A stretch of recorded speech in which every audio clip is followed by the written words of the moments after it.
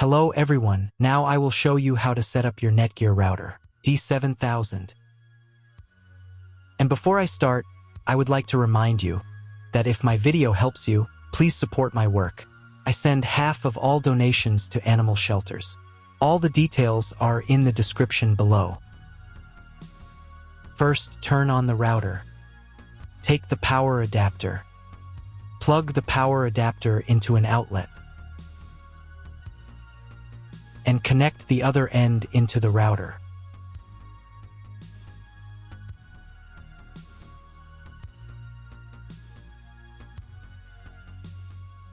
Then press the power button.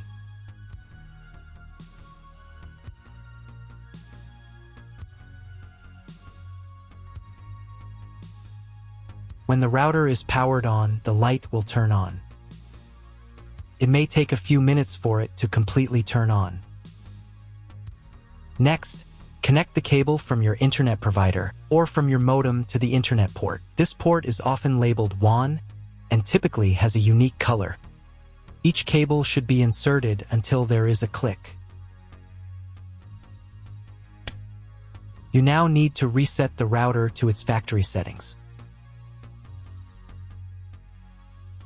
Press and hold the router's reset button for 10 seconds. Wait for the indicator lights on the router to begin flashing. Sometimes, this button is located inside the router casing to prevent accidental presses. In this case, use a thin object to press it down.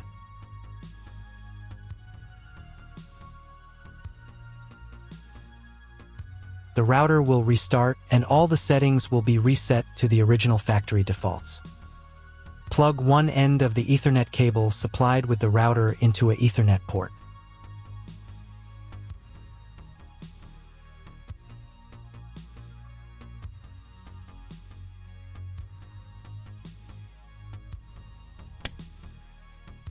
Plug the other end of the cable into your computer's Ethernet port. Please wait a few minutes for connection. The router is connected to your computer. Now you will need to set it up. But first, I'll show you another way to connect the router if you don't have an Ethernet cable or your computer doesn't have an Ethernet port. Connect the router to the power source and plug in the cable from your internet provider.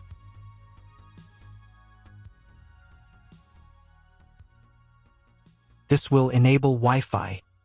If your router is new, your Wi-Fi network name will be the name of the router. Your router has its own Wi-Fi network name and password printed on a label. Connect to it. Great job connecting to the router. Now let's get it set up. First, open your web browser and visit the URL you see on the screen. Use the URL bar instead of the search bar. Then click here.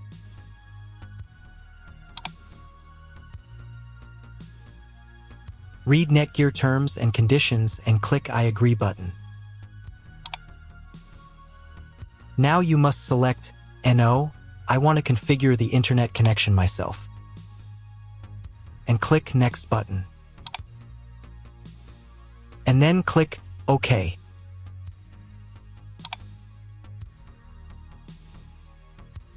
If your router settings do not look like mine, it means that your router has a different firmware.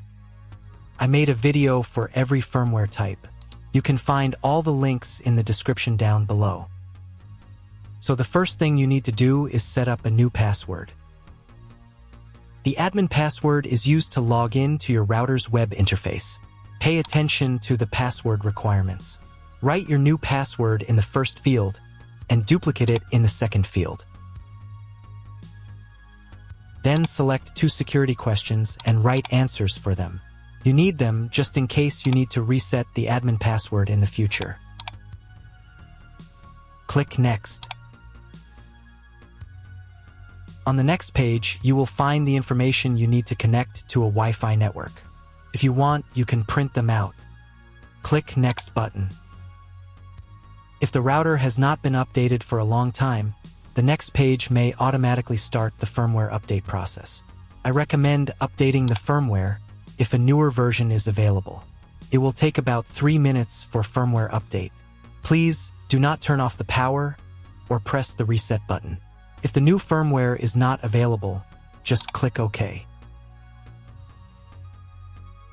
Then you will be redirected to the NETGEAR's website, where you can register your router. If you want to, you can do it. I'm not going to do that, so I'm just going to close this window. Log in to the router's web interface again if you were logged out of it. Enter the standard username admin and password that you created a few minutes ago. Press Sign In button. In the top right corner, you can change the language of the router's website interface. To get the internet, go to Advanced.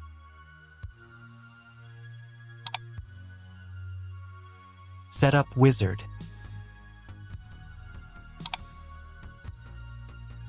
Press No, I want to configure the router myself.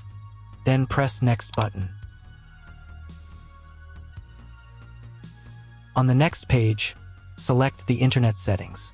In most cases, there are two options: connection with and without a login. Almost always, your internet connection will not require a login. All the information you need is in your internet provider's contract. If your internet connection does not require login or you do not know whether it does, select No. Leave account name and domain name unchanged.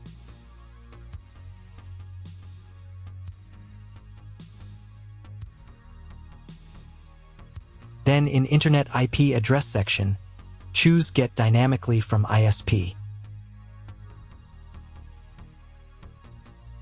In the DNS section, select Get Automatically from ISP as well. If your internet service provider only allows access to a specific MAC address, you must copy the MAC address of the main computer. If you are unsure of these settings, choose Use Default MAC Address. Check again that your settings are the same as mine. And click Apply. In most cases, it is not necessary to clone the MAC address. But if you can't get the internet connection after quick setup, later in the video I will show you how to clone MAC address. Now you need to reboot the router. Go to Advanced. Advanced Home. Click on the Reboot button. And click OK. After the reboot, wait a few minutes and try to Google something. If it doesn't work, check all the cables. They must be connected correctly. Then log into the router control panel again.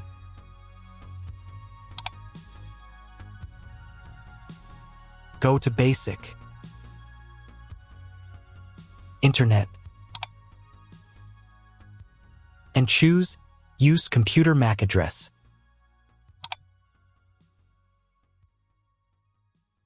Click Apply button. And then reboot router again.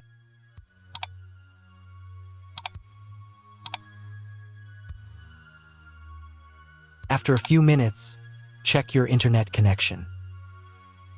That's all. If my video was useful, please support my work. I donate half of all donations to shelters. You can find more details in the description below.